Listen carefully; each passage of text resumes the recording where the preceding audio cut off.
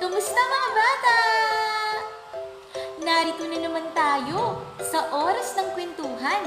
Isa na namang kwento ang ating babasahin na tungkol sa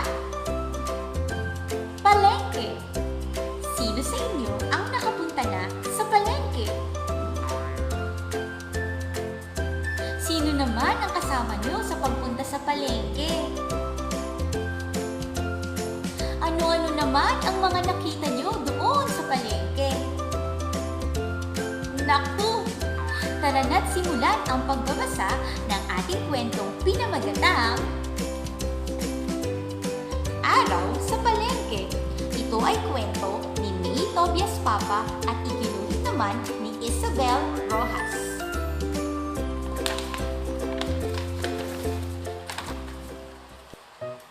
Ngayong araw na ito, maaga akong gumising. Inaantok ba ako? Nang bihisan ako ni nanay. Sasama ako sa kanya. Araw ng palengke ngayon. Makinig kang mabuti. Sabi ni nanay, humawak ka sa akin ng mahigpit para hindi ka mawala. At hindi pwedeng magturo ng mga ipabibili. Opo, nanay. Pangako po. Ang sabi ko. Tig-isa kami ni nanay ng bayong. Ang bayong ni nanay ay malaki at makulay. Ang bayong ko naman ay maliit at kulay dilaw. O mga bata, kaninong bayong ang malaki at makulay? Kanino naman bayong ang maliit at kulay dilaw? Tama! Maingay sa palengke. Nagsisigawan ng mga tao, pero hindi galit. Masaya. Suki! Suki! Bili na kayo dito! Suki! Suki! Bili na kayo sa akin! Suki! Suki! Bili na kayo dito! Ang sabi nila.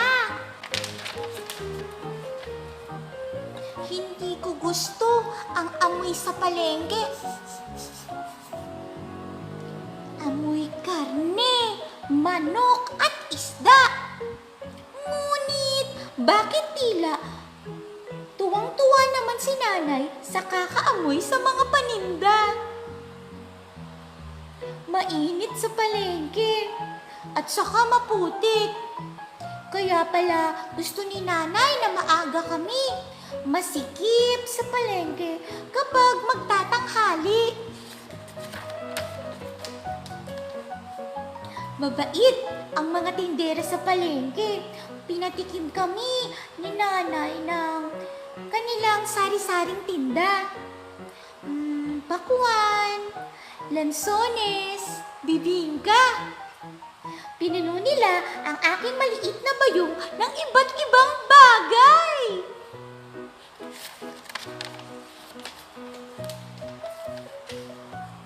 Maraming makikita sa palengke. Mga kakatuwa, nakakatakot, at magagandang bagay. Hay! Ang ganda noong isang munting pulang kalan na may munting pulang palayok. Ang sarap magluto-lutuan doon. Pero may pangako ako kay nanay.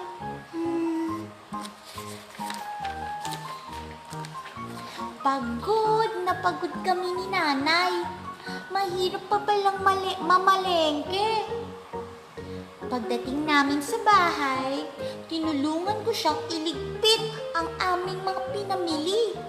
Teka, ano yung nakita kong nakabalot sa dyaryo? Parang pamilyar ang hugis. Parang,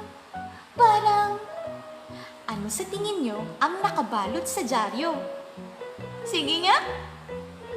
Naku, tignan natin kung tama ang inyong hula.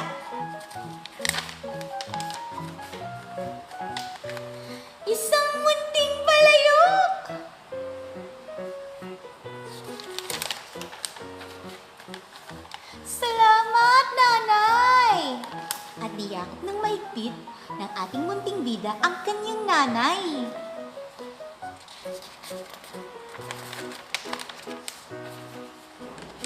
La la la la la la la, la la la la la la la.